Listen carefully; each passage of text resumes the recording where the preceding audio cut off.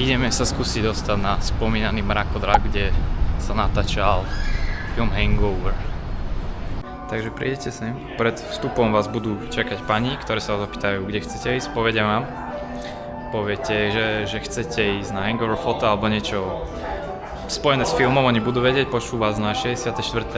poschodie a tam vlastne vyjdete, ale musíte si kúpiť nejaký drink alebo niečo podobné, čo je to tam hore drahšie, ale myslím si, že to sa ten výhľad za to všetko stojí. Zistím, či si to fakt musím kúpiť a ak nie, tak je to celkovo zadarmo. A ďalšia dôležitá vec, zistite si, keď sem pôjdete predtým, aký je to dresko, nemôžete prísť v kraťasoch alebo v nejakom neslušnom oblečení, takže musíte mať nohavice a nejaké tričko aspoň. Keď budete hore ten drink si kúpiť musíte, takže buďte pripravení na troška vyššie ceny, 20 € a viac, ale kúkajte, čo vás tu čaká za výhod.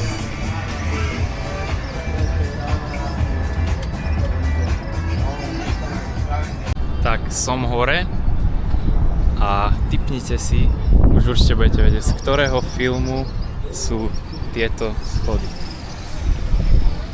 A vlastne akú pózu nastavujú ľudia na týchto schodoch, takže je to z filmu Hangover 2 a je to odtiaľto skvelý výhľad na celé mesto.